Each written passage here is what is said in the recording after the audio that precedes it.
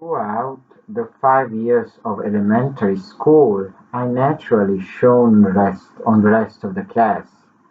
Mine were the longest and most detailed topics, my spelling was the most correct, my reading flowed, and I almost never got stuck in even the most convoluted and difficult words. Today I think that most of my scholastic successes, not only elementary but also high school and university results, were due to the already degraded environment in which my courses studiorum took place. In short, it was quite easy to stand out in a small provincial village made up of poor and petty bourgeois families, where only the dialect was spoken. I was one of the few to have learned a correct and fluent Italian due to my long stay in Milan, and the children were left to fend for themselves on long afternoons without extra educational activities, recreational gathering places, video games, or toys interesting enough to keep them indoors. I don't think I'm exaggerating when I say that during these 5 years of elementary studies, I lived with the most vulgar and foul-mouthed people I have ever met in my life. From my classmates, I learned the most unmentionable words and the most equivocal gestures, the same ones that I would later encounter in the course of my adult life, and that I really couldn't explain how they could end up on the tongue and in the hands of apparently so harmless and ignorant wrens. I never dared to repeat all that tomboyish filth, of course, but the fact remains that it was a pleasure to hear and see them perform, in constant imitation of fights between adults, and even in simulations of the most perverse sexual acts. Sex is known for a child is a mixture between a game and a mystery typical of the adult world. In short, it is an irresistible attraction.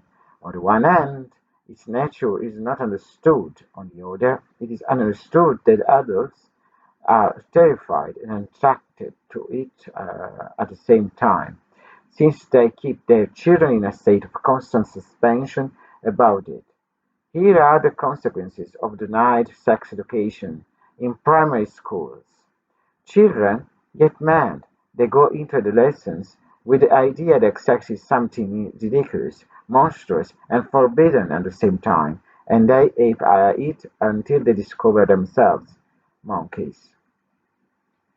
Hence the perversions, prejudice, easy morals, and irrepressible violence that will promptly welcome them into the adult world. I have always kept away from the classmates' passion for dirty words and obscene gestures.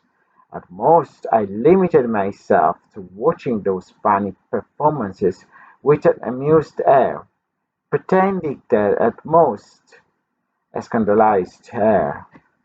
I was already projecting myself towards the quiet, polite, and more composed feminine world of the other half of the class.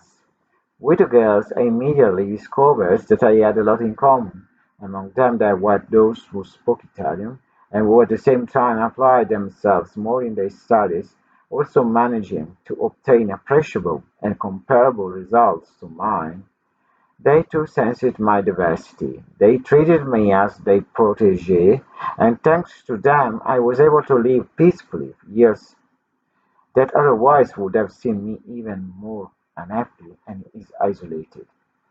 At all my male companions I invited them quite rarely. I tried a couple of times under pressure from my mother who tried to make me socialized, but I always ended up stealing around and messing up my toys. I didn't have fun with them, nor did I dare to play with my little friends' makeup and teacups. As a result, in case they were females, As a result, I was already forced by them to draw a little, still pale, thin line between myself and my peers.